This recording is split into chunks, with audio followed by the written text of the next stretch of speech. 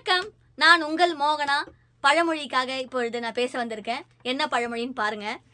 Health is wealth. Health is வெல்த்னா என்ன? நேயர்களே நீங்கள் சொல்லுங்கள். உங்களுக்கு நல்லா தெரியும், குழந்தைங்களுக்கு நல்லா தெரியும், உங்களுக்கு நல்லா தெரியும், வீட்டில் இருக்கிற அனைத்து மக்களுக்கும் நேயர்களுக்கும் தெரியும். ஹெல்த் இஸ் வெல்த்னா நோயற்ற வாழ்வே குறைவற்ற செல்வம். நோய் இருந்தால் யாராவது நல்லா வாழ முடியுமா? ஒரு கார் இருக்குது, பங்களா இருக்குது, சொத்து இருக்குது, நகை இருக்குது, எல்லாமே இருக்குது. இருந்தாலும் அந்த நோய் இருந்தால் கண்டிப்பாக இதெல்லாம் வச்சுட்டு அனுபவிக்க முடியுமா? நான் கேட்குறேன் நேயர்களே, சொல்லுங்கள். நீங்கள் ஏதாவது ஒன்று சொல்லுங்கள்.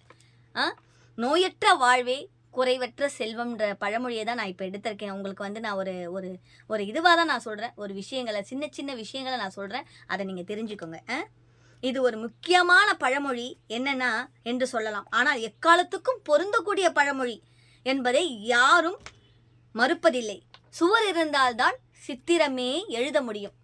எல்லா படத்துலையுமே கூட டைலாக் கூட சொல்லுவாங்க, சுவர் இருந்தால் தானம்மா சித்திரம் எழுத முடியும் அப்படின்னு சொல்லுவாங்க. சரி, ஒரு குழந்தை கையில் நீங்கள் வந்து ஒரு பேப்பரை கொடுத்துட்றீங்க, பெண்ணு கொடுக்க மறந்துடுறீங்க. அந்த பேப்பரை மட்டும் கொடுத்துட்டா அந்த குழந்தை என்ன பண்ணும்? பேப்பரோடு சேர்த்து அந்த பெண்ணையும் கொடுத்தால் தானே அதற்கு உரிய மரியாதை. பேப்பர் மட்டும் கொடுத்தால் பெண்ணுக்கு அந்த குழந்தை எங்கே போவாங்க? அந்த பெண்ணையும் கொடுத்தால்தான் அதற்குண்டான மரியாதை தான் கிடைக்கும். சுவர் இருந்தால்தான் சித்திரம் எழுத முடியும். சித்திரம் எழுத முடியும்னா ஓவியம் வரைய முடியும். அந்த குழந்தை கையில் அந்த பேப்பரையும் பெண்ணையும் கொடுத்தால்தான் அந்த குழந்தை வந்து அதை வைத்து கொண்டு ஏதோ ஒரு பொம்மையோ ஏதோ ஒரு ரவுண்டு போடுறது ஏதோ ஒன்று செய்யும். அதனால தான் அந்த காலத்தில் பெரியவர்கள்லேருந்து சிறியவர்கள் வரைக்கும் இங்கே இப்போ இருக்கிற எல்லா மக்களுமே சொல்கிறது என்னன்னா, சுவர் இருந்தால்தான் சித்திரம் எழுத முடியும்ன்றதுக்கு உண்டான உதாரணத்தை தான் உங்களுக்கு தெரியும். இருந்தாலும் அது ஒரு பழமொழியாகத்தான் நான் சொல்கிறேன் என்றும் என்பதுதான் இதனுடைய அறிவுறுத்தல் என்பது எல்லோரும் அறிந்த ஒன்று. மனிதனாக பிறந்த ஒவ்வொருவரும் ஆரோக்கியமான வாழ்வு வாழ உடலை பேணி காத்தல் அவசியம். என்ன சொல்லியிருக்காங்க பாருங்க பழமொழியில வந்து, உடலை வந்து ரொம்ப நம்ம வந்து பாதுகாக்கணும்னு சொல்லியிருக்காங்க. என்னன்னா, நல்ல உணவு சாப்பிடணும், நல்ல சத்தான ஆகாரத்தை சாப்பிடணும். அதுக்கு தான் சொல்கிறாங்க. உங்களுக்கு எல்லாமே தெரியும் மக்களை, இருந்தாலும் வந்து தெரியும் இருந்தாலும் நாங்கள் வந்து அதை சொல்லக்கூடிய இதில் நாங்கள் இருக்கிறோம். என்னென்னா, கீரை, முட்டை, மீன், இந்த மாதிரி எல்லாம் கூட நல்ல ஒரு சத்தான ஆகாரத்தெல்லாம் வந்து குழந்தைங்களுக்கு கொடுங்க. நம்ம உடல் வந்து இப்படி இருக்குது, ஒல்லியாக இருக்குது, அதுக்கு என்னென்ன செய்யலாம்? ஜிம்முக்கு போகலாம், நல்லா ஓடலான்னா ரன்னிங் ரேஸ் இல்லை, நல்லா வந்து ஒரு பார்க்லேயோ நல்ல ஒரு ரோட்லேயோ நல்ல ஒரு காலையில் ஒரு 5:30க்கு வந்து நீங்கள் உங்கள் உடம்பை இளைக்கணுன்னா நல்லா ஓடணும். உடம்பு வந்து இளைக்கணுன்னா கண்டிப்பாக வந்து நல்லா ஜிம்முக்கு போகணும், நல்லா வந்து ஓடி அதை ஓடணும்னா எப்படி நல்லா ஓடி அந்த உடம்பை வந்து இளைக்கணும், நல்லா உடம்பை பேணி காக்கணும்னா இதனால் வந்து ஒரு சரியான ஒரு மருந்தாக நாங்கள் வந்து நினச்சிட்ருக்கோம். அடுத்தது பாருங்க, நம் வாழும் வாழ்வை உடலை எப்படி பேணி காத்தல் அவசியம் அப்படின்னு சொல்லி இதில் போட்டிருக்காங்க. பேணி காத்தல் அவசியம்ன்றது புக்கில் போட்டிருக்காங்க. நம்ம வந்து வாழ்கிற வாழ்வு வந்து நலமானதாக இருக்கணும், சுகமானதாக இருக்கணும். அப்படின்னா அதுக்கு என்ன பண்ணணும்? நம்ம உடலை வந்து நல்ல ஒரு ஆரோக்கியமாக வச்சுருக்கணும். ஆரோக்கியமாக வச்சுருக்கிறது தான் இந்த பழமொழியில் வந்து சொல்லியிருக்காங்க. உடம்பை எப்படி நீங்கள் வந்து ஆரோக்கியமாக வச்சுருப்பீங்க? எந்த மாதிரிலாம் ஆரோக்கியமாக வச்சுருப்பீங்க? ஓடுறது, ஜிம்முக்கு போகிறது, சாப்பிட்றது, இதனாலயா? கிடையாது. மெயின், குடிக்கவும் கூடாது, சிகரெட் பிடிக்கவும் கூடாது. ஏன்னா வந்து குடிதான் ரொம்ப வீட்டுக்கும் நாட்டுக்கும் கேடு. சிகரெட் பிடிக்கிறது உடல் நலத்திற்கே கேடு. இது வந்து நல்ல ஒரு அன்பான சகோதரர்களே, தாய்மார்களே, எல்லாருமே வந்து தாய்மார்கள் செய்ய மாட்டாங்க. இருந்தாலும் வந்து அவர்கள் வந்து குடும்பத்தை பேணி காக்கிறவர்கள் கண்டிப்பாக இதெல்லாம் வந்து கண்டிப்பாக சகோதரர்களுக்கோ எல்லாருக்கும் நீங்கள் வந்து இதை கண்டிப்பாக வந்து இதை வந்து நீங்கள் சொல்லணும். அதுதான் வந்து உடலை வந்து பேணி காக்கிறது வந்து ரொம்ப ரொம்ப அவசியம். அதுதான் நோயற்ற வாழ்வே குறைவற்ற செல்வம். Health is wealth. அதுதான் நான் வந்து மக்களுக்கு வந்து சொல்கிறேன். அப்புறம் என்னன்னு பார்த்தீங்கன்னா, நல்ல ஒரு வந்து எப்படின்னா, முன்னோர்களின் வாக்கு இயற்கையோடு இணையாத வாழ்வை வாழ்ந்தால் மனிதர்கள் நேயர்கள் தீண்டுவதற்கு அஞ்சும். நல்ல உடலில் நல்ல மனம் இருக்கும். நல்ல மனம் இருந்தால் நல் வாழ்வை அடைய முடியும். நல் உடல் லை, நல்ல மனம், நல்ல வாழ்வு, இதுவே மனித வாழ்வுக்கு ஆதாரம். இதுக்கு என்ன அர்த்தம் நீங்க சொல்லுங்க. நம்ம உடம்ப இப்ப காலில் நான் இப்போ ஒன்று சொல்கிறேன், கேட்டுக்கோங்க, நல்லா கேளுங்க. யாரும் வருத்தப்படாதீங்க மக்களே, யாருமே வருத்தப்படாதீங்க. என்னுடைய கணவர் இறந்தது எதனாலனா, அந்த குடியால தான் அவர் இறந்தார். நான் என்னுடைய சொந்த கதை, உண்மையான கதையை தான் நான் உங்ககிட்ட இதை ஐயா நிறைய வாட்டி சொல்லியிருக்காங்க. உங்களுடைய சொந்த கதையை கூட இந்த வீடியோவில் சொல்லுங்கள் பரவாயில்ல அப்படின்னு சொல்லியிருக்காங்க. ஆனால் இதனுடைய டாபிக்கு தொட்டு என்னுடைய சொந்த கதையும் இதில் வருது. சரிங்களா? என்னுடைய கணவர் அவருடைய நோயை பாதுகாக்காததுனால் வந்த விளைவு தான் இது. அவர் நல்ல ஒரு சாப்பாடு, நல்ல ஒரு ஒரு காய்கறி ஐட்டமோ, ஒரு முட்டையோ, ஒரு நல்ல ஒரு ஆகாரமான இதுவை அவர் வச்சிருந்தார்னா கண்டிப்பாக அவருக்கு அந்த நோய் வந்திருக்காது. சரிங்களா? நல்ல ஒரு குடிச்சிட்டு சாப்பிடவே மாட்டார், நல்லா குடிப்பார். அப்படி குடித்தா அந்த அந்த குடி அந்த உடலை எப்படி ஒரு பாதிச்சுது பார்த்தீங்களா? அந்த உடலை பாதிச்சதுன்னா அந்த குடியால் தான் அந்த உடல் பாதிப்பாச்சு. அதுக்கு தான் சொல்கிறாங்க, நோய் இல்லாமல் இருக்கணும்ன்ட்டு சொல்கிறது எதுக்குன்னா, அந்த காலத்தில் பெரியவங்க பழமொழி சொல்லியிருக்காங்கன்னா, நோயற்ற வாழ்வே குறைவற்ற செல்வம், நோயில்லாத மனிதனுடைய வாழ்க்கை தான் என்றைக்குமே சிறந்தது என்று சொல்லியிருக்கிறார்கள். இப்போ பாருங்க நேயர்களே, இப்போ நான் சொல்கிறேன் பாருங்க, மனிதனுக்கு இன்றியமையாதவனையாக கருதப்படுவன உணவு, உடை, இருப்பிடம் என்பனவாகும். இப்போ பாருங்க, நான் சொல்கிறத பாருங்க. நம்ம கார் வச்சுருக்கலாம், பங்களா வச்சுருக்கலாம், நம்ம என்னென்னமோ வசதியெல்லாம் நம்ம வச்சுருக்கலாம், ஃப்ளைட்டில் போகலாம், எங்கே வேணாலும் போகலாம். ஆனால் தங்கிறதுக்கு ஒரு சின்ன இடம் இருக்கணும். இருக்க இடம், உடுக்க உடை, உணவு, இதெல்லாம் மக்களுக்கு சின்ன சின்ன ஒரு நல்ல ஒரு விஷயம் மக்களே. இது என்ன விஷயம்னா, இருக்கிறதுக்கு தங்கிறதுக்கு ஒரு இடமும் இருக்கணும், நல்ல உணவும் இருக்கணும். நல்ல உணவுனா சத்துள்ள உணவு, ஏதோ ஒரு கீரையோ ஏதோ ஒரு உணவு இருக்கணும். கண்டிப்பாக ஒரு முட்டை, குழந்தைங்களுக்கு ஒரு முட்டையோ ஏதோ ஒன்று கொடுக்கணும். நல்ல உணவு அதுதான் ஆரோக்கியமான உணவுன்றது. அதுதான் ஆரோக்கியமான இடம்னா. சின்ன இடம், ஏமா நாங்கள் சின்ன வீட்டில் தான்மா இருக்கோம், நாங்கள் சின்ன சொந்த வீட்டில் தான் இருக்கோம்னு சொல்லலாம். ஆனால் என்ன நான் சொல்கிறேன்னு பாருங்கள், சின்ன இடம்னா அந்த இடம் ஆரோக்கியமானதாக இருக்கிறதா? அந்த இடம் குப்பை இல்லாத இடமாக இருக்கிறதா? அந்த இடம் குப்பை கொட்டுறாங்கல்ல, அந்த குப்பை கொட்டுற இடத்துல மக்கள் வாழ்ந்தால் கொசு வரும்.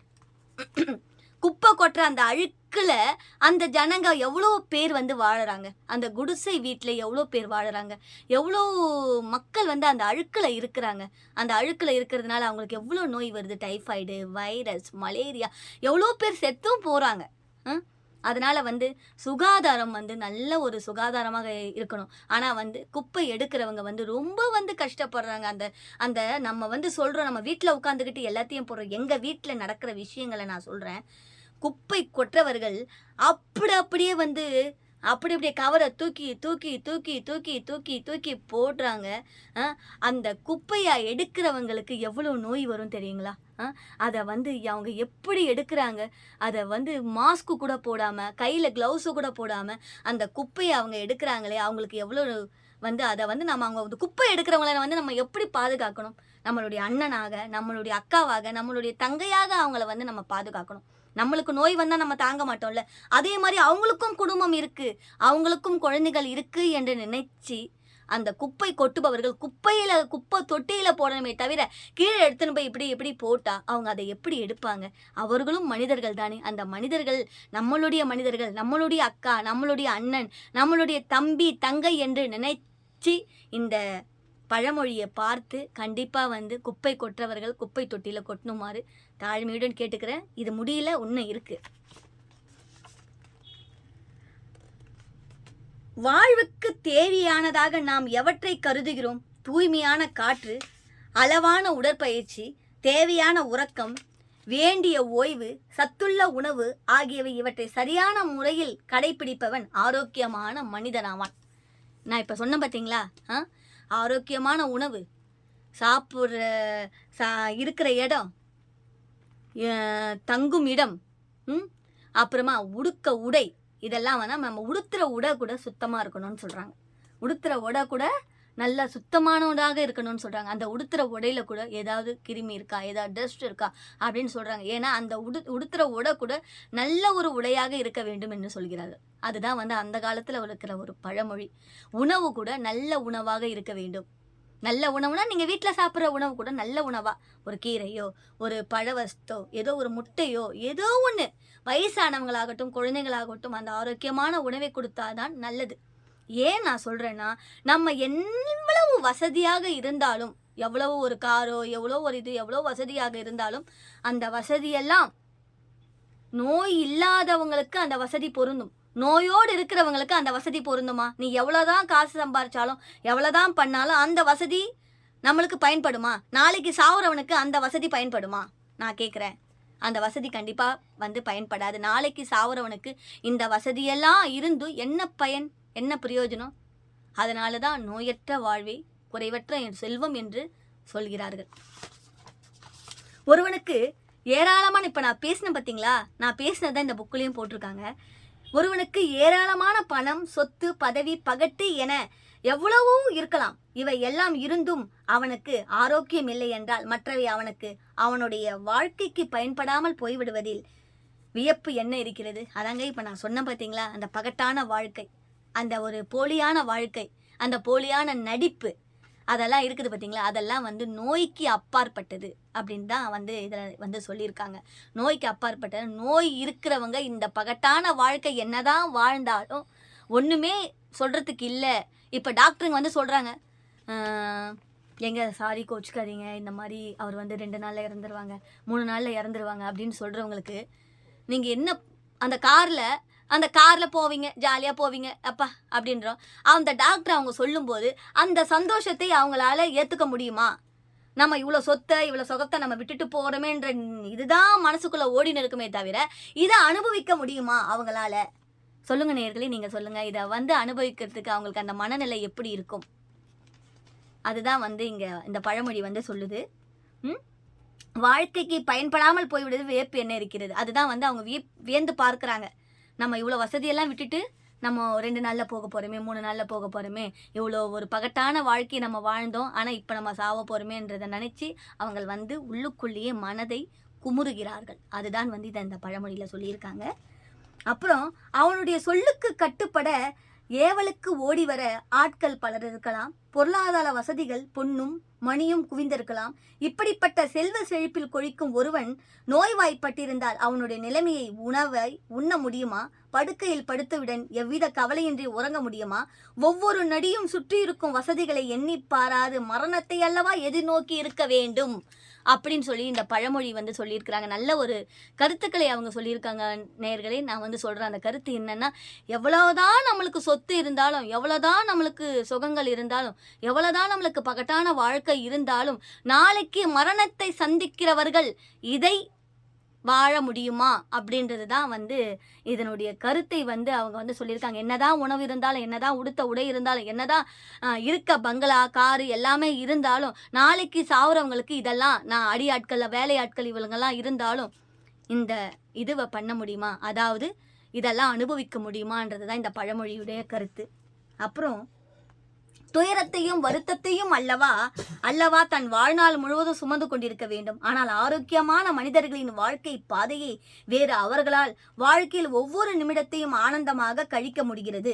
அதாவது என்ன சொல்றாங்கன்னா, அந்த நோயோடு இருந்து கொண்டு அந்த ஆரோக்கியமான இதில் எல்லாத்தையும் பார்த்துட்டு நம்ம இருக்கும் பொழுது அவங்க சொல்கிறாங்க, என்ன சொல்கிறாங்கன்னா, இவ்வளோலாம் இருந்தால் கூட நம்ம இதெல்லாம் பரவாயில்ல வேணாம் அப்படின்னு சொல்லிட்டு அவங்க ஏதோ ஒரு சின்ன ஒரு சந்தோஷத்தில், ஒரு ஒரு சந்தோஷத்தில் அவங்க வந்து அது சந்தோஷம் அடைகிறாங்க. பரவாயில்ல, இது போதும், நம்மளுக்கு இது போதும் அப்படின்னு சொல்லிட்டு அவங்க அதில் இருந்துட்டுருக்காங்க.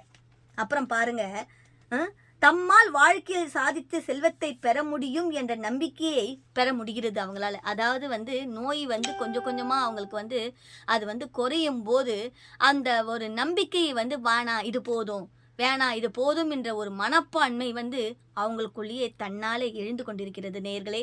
இதுதான் வந்து ஹெல்த் இஸ் வெல்த், அதாவது நோயற்ற வாழ்வே குறைவற்ற செல்வம் என்று சொல்கிறார்கள். அடுத்தது பார்க்கலாம் நேயர்களே. அந்த நோயற்ற வாழ்வே குறைவற்ற செல்வன்றதை பார்த்துட்டும் அது உங்களுக்கே நல்லா தெரியும்.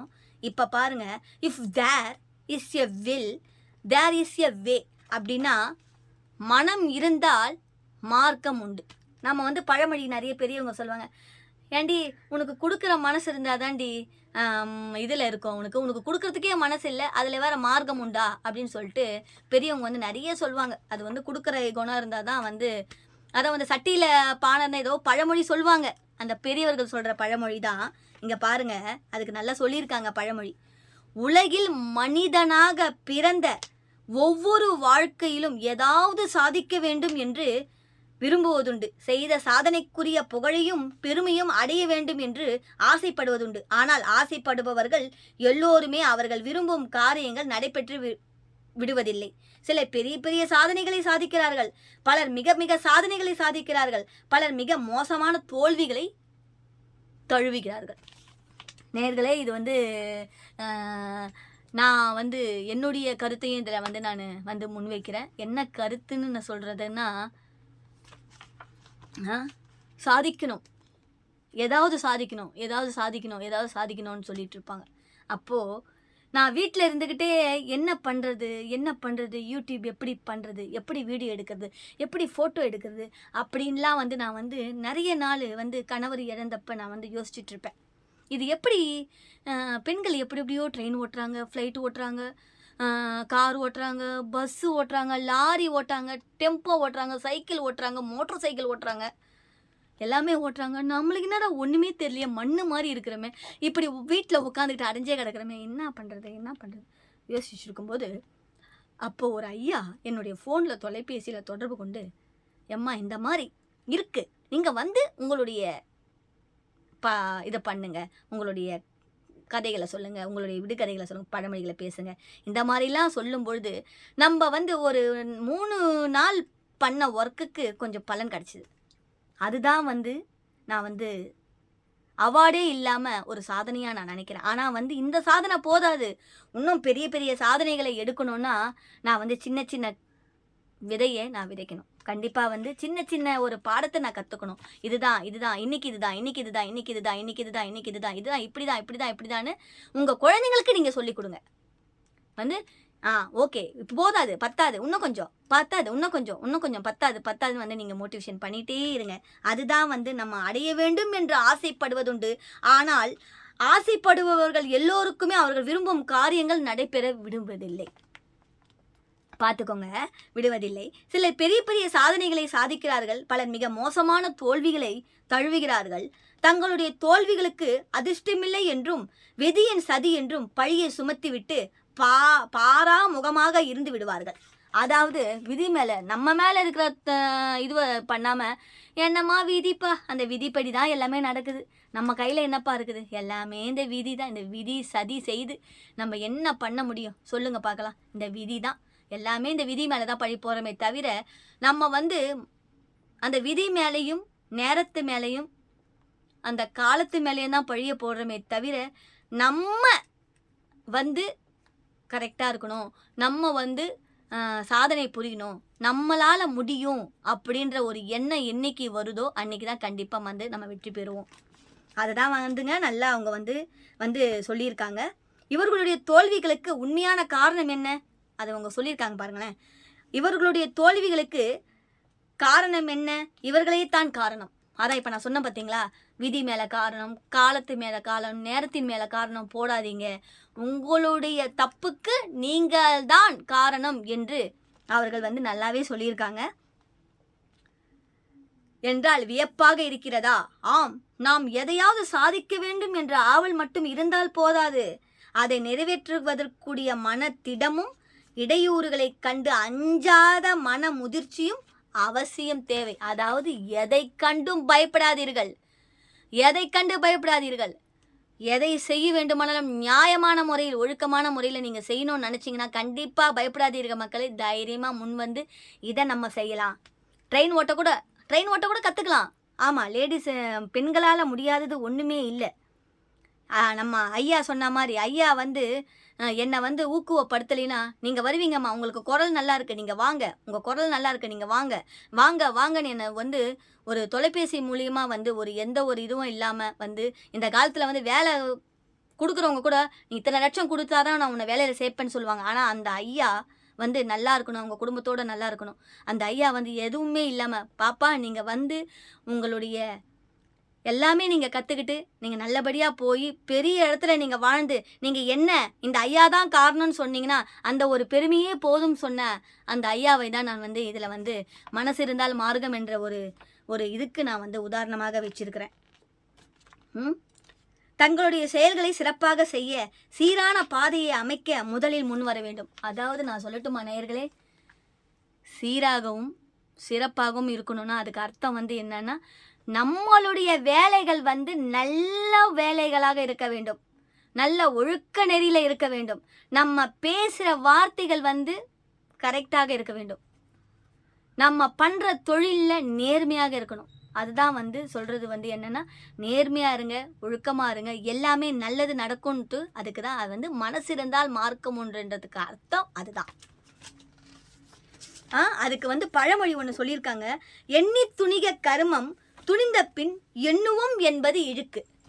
நம்ம செய்கிற எல்லாத்துக்குமே கர்மா என்று சொல்லி அதை வந்து நம்ம வந்து முடிச்சிடுறோம். அதுக்கு இது வந்து கர்மா கிடையாது. அது வந்து நம்ம செய்கிற செயல்களுக்கு நீ தான்மா காரணம், நீ தான் காரணம், இப்போ நான் செய்கிற செயலுக்கு நான் தான் காரணம்ன்ற மாதிரி இந்த ஒரு இதுவை வந்து அவங்க சொல்லியிருக்காங்க. இன்னும் வள்ளுவரின் வாக்கு இப்பழமொழிக்கு பெரிதும் துணை புரிகிறது. இத்தகைய மன உறுதி இல்லாவிட்டால் நம்முடைய திட்டங்களை செயலாக உருமாற்றுவதற்குரிய சக்தி நமக்கு இல்லாமல் போய்விடும். நம்முடைய செயல்கள் தடைகளை சந்திக்க நேர்ந்தாலும் மனம் தளராமல் பல புதிய பாதைகளை தேர்ந்தெடுக்கவும் பல புதிய தீர்வுகளை வகுக்கவும் இந்த மன உறுதி மிகவும் உதவுகிறது. அதாவது என்ன சொல்கிறாங்கன்னா, மனசில் வந்து தைரியம் இருக்கணும். பெண்களுக்கு மனசில் வந்து தைரியமும் தெம்பும் தன்னம்பிக்கையும் இருக்க வேண்டும் என்று ஒருத்தருக்கும் இருக்க வேண்டும் என்று தான் இந்த ஒரு பழமொழி வந்து சொல்லுது. நான் வந்து வீட்லேயே வந்து இந்த ஒரு வருட காலம் வந்து முடிய போது, நான் வந்து கணவர் இழந்த பிறகு நான் ஒரு வருடம் வந்தால் அடுத்த மாதம் வந்தால் ஒரு வருடம் ஆக போகிறது. நான் வந்து கணவரை இழந்துட்டோம், வேணாம் நம்ம வீட்டில் தானே இருக்கணும் அப்படின்னு சொல்லும் பொழுது வீட்டிலேயே முடங்கி எனக்கு நானே அழுது கொண்டு முடங்கி இருக்கும்போது எனக்கு நானே யோசித்தேன். எங்கள் வீட்டுக்காரருடைய ஃபோட்டோ முன்னாடி பேசி கொண்டு இருப்பேன், என்னங்க என்ன பண்ணுறது, என்னங்க உங்களுடைய வேலைகளை நான் எப்படி எடுத்து செல்வது, உங்களுடைய வேலைகளை நான் எப்படி தொடங்குவது, இது யார் மூலியமாக நடக்கும் அப்படின்னு நினைத்திருக்கும் போது தான் என்னுடைய கணவர் அமைத்ததா இல்லை கடவுளை அமைத்ததா இல்லை விதின்றதா காலம்ன்றதா நேரம்ன்றதா, இதுக்கு தான் நான் விதின்னு சொல்கிறாங்களா, இதுக்கு தான் டைம்னு சொல்கிறாங்களா, இதுக்கு தான் காலம் என்று சொல்கிறார்களா, கடவுள் யார் மூலியமாவது நம்மளுக்கு உதவி செய்ய அனுப்புவாங்க. அப்படியா தான் நான் பார்க்கிறேன் என்னுடைய தம்பி சந்துரு அவர்களையும் ஐயா டான் பாஸ்கோ ஐயா அவர்களையும் நான் நினைக்கிறேன். கண்டிப்பாக வந்து அவங்க குடும்பத்துக்கு நான் இந்த தருணத்தில் இந்த ஒரு நிகழ்ச்சியில் வந்து நான் வந்து அவங்களுக்கு வந்து நான் நன்றி சொல்ல என்றென்றைக்கும் நான் வந்து ஒரு பெரிய ஆள் ஆனாலும் நான் கடமைப்பட்டிருக்கிறேன். அது வந்து என்னுடைய இதுவாக நான் நினைக்கிறேன். நன்றி. இந்த பழமொழியை பார்த்து எல்லோரும் தெரிஞ்சுக்கோங்க, நன்றி உணர்ச்சியோடு இருங்கன்னு சொல்லி இந்த உரையை இத்தோடு முடிச்சுக்கிறேன். இந்த பழமொழியை நாளைய வீடியோவில் நிச்சயமாக பார்க்கலாம். வணக்கம். ஆர் மோகனா.